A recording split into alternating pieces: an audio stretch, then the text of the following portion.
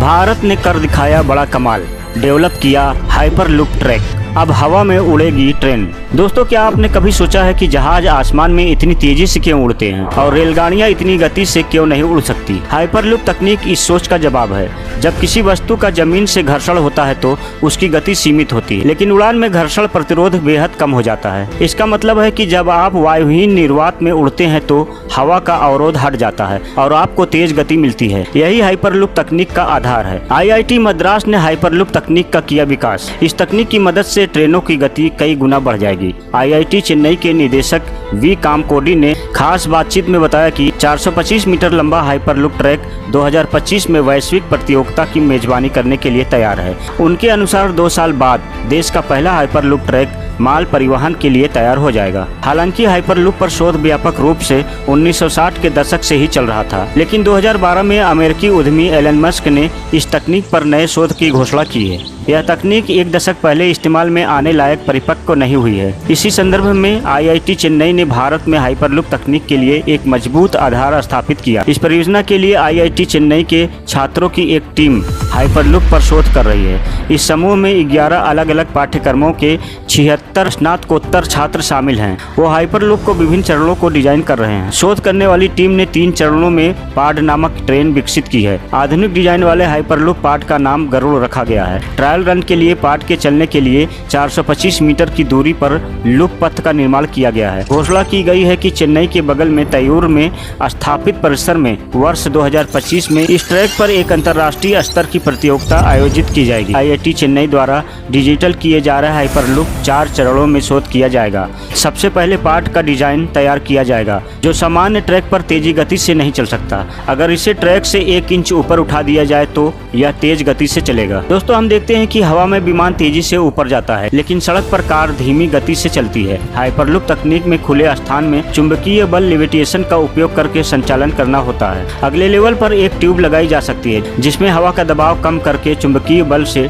Train को चलाया जाएगा, जो 500 से 600 किलोमीटर प्रति घंटे की रफ्तार से चल सकती है। तीसरे चरण में ट्यूब के अंदर माल भेजा जाएगा। उसके बाद सफल होने पर हम लोगों को भेज सकेंगे, यानी ट्रेन का डिब्बा इस ट्यूब में कम हवा दबाव के साथ ट्रैक के 1 इंच की ऊंचाई पर उड़ेगा। इसके चारों ओर लगाई गई पाइप नुमा ट्यूब कोच को बाहरी हवा से बचाएगी। इससे कोच भागेंगे नहीं बल्कि स्वतंत्र रूप से उड़ेंगे। वी कामकोडी निदेशक IIT चेन्नई, उन्होंने कहा कि हम इस बात पर शोध कर रहे हैं कि वैक्यूम ट्यूब में तेज गति से यात्रा करने पर मनुष्य के साथ क्या होता है। शोध 4 चरणों में किया जा रहा है। पहले चरण में चुंबकीय शक्ति का उपयोग करके एक बॉक्स को उड़ाने का परीक्षण पूरा हो चुका है। कामकोडी ने कहा कि दूसरे चरण में हमने 425 मीटर पर वैक्यूम में परीक्षण के लिए एशिया की सबसे लंबी हाइपरलूप ट्यूब यही स्थापित की गई है। परीक्षण आयोजित करने के अलावा अंतर्राष्ट्रीय स्तर की प्रतियोगिताएं भी आयोजित की जाएंगी। हाइपरलूप तकनीक में रुचि रखने वाला कोई भी व्यक्ति इसमें भाग ले सकता है। पुरस्कार विजेताओं को हाइपरलूप तकनीक विकसित करने का तरीका भी प्रेरित करेगा। अनुसंधान मंच स्थापित करने के लिए L&T और भारतीय रेलवे द्वारा वित्त पोषण प्रदान किया गया है। चेन्नई से बेंगलुरु तक 30 मिनट में यात्रा करना कब संभव होगा? इस पर प्रतिक्रिया देते हुए कामकोडी ने कहा कि इसे व्यावसायिक रूप से परिवहन करने के लिए भी प्रगति हो रही है। कामकोडी ने कहा कि चेन्नई के IIT रिसर्च सेंटर में सेंटर फॉर रेलवे रिसर्च नामक एक संगठन शुरू होने जा रहा है। दोस्तों, इस संयुक्त उद्यम के तहत सरकार ट्रैक बिछाने के बाद पाड नामक वाहन बनाएगी और सबसे पहले माल भेजेगी। उन्होंने कहा कि हमें यह देखना होगा कि यह कितने किलो का माल ढो सकता है, इसलिए इसे चरणबद्ध तरीके से लागू किया जाना चाहिए। उन्होंने कहा कि मानवों को तैनात करते समय मानक संचालन प्रक्रियाओं का पालन किया जाएगा। हाइपरलूप चलाने के लिए मानक दिशा निर्देश भी तैयार किए जाने हैं। मनुष्यों को भेजने के लिए परीक्षण पहले पूर्ण वायु प्रवाह के साथ और फिर कम वायु प्रवाह के साथ किया जाएगा। कामकोडी ने कहा कि अगला चरण कार्गो भेजना है और फिर हम लोगों को भेज सकते हैं। अंतर्राष्ट्रीय प्रतियोगिता के बारे में अधिक जानकारी देते हुए डॉक्टर कामकोडी ने कहा, हम जनवरी से अप्रैल 2025 के बीच मौसम की स्थिति के आधार पर विशिष्ट तिथियों पर हाइपरलूप अंतर्राष्ट्रीय प्रतियोगिता आयोजित करने की योजना बना रहे हैं। हम तायूर परिसर में स्थापित हाइपरलूप ट्यूब में परीक्षण करेंगे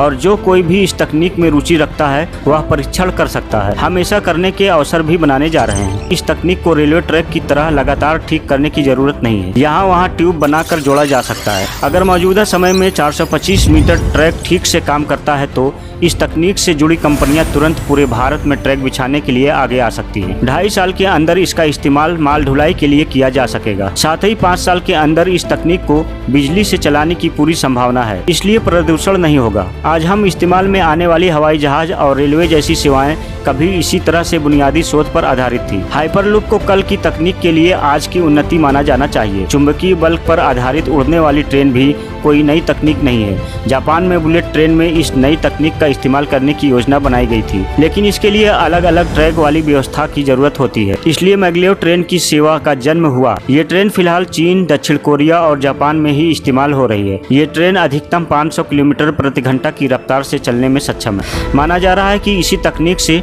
ट्रेनों को वैक्यूम में चलाकर 700 से 900 किलोमीटर प्रति घंटा की रफ्तार हासिल की जा सकती है। चेन्नई से बेंगलुरु तक 30 मिनट की यात्रा के सपने को साकार करने में IIT चेन्नई का शोध 700 से 900 किलोमीटर प्रति घंटे की रफ्तार हासिल की जा सकती है। चेन्नई से बेंगलुरु तक 30 मिनट की यात्रा के सपने को साकार करने के लिए IIT चेन्नई का शोध एक बड़ा मील का पत्थर है। दोस्तों, आपको क्या लगता है, क्या भारत हाइपरलूप ट्रेन को चला पाएगी और ये कितनी सुरक्षित होगी? हमें कमेंट में जरूर बताइए और हमारे वीडियो को लाइक शेयर करिए। अगर आप चैनल पर नए हैं तो चैनल को सब्सक्राइब जरूर कर दें।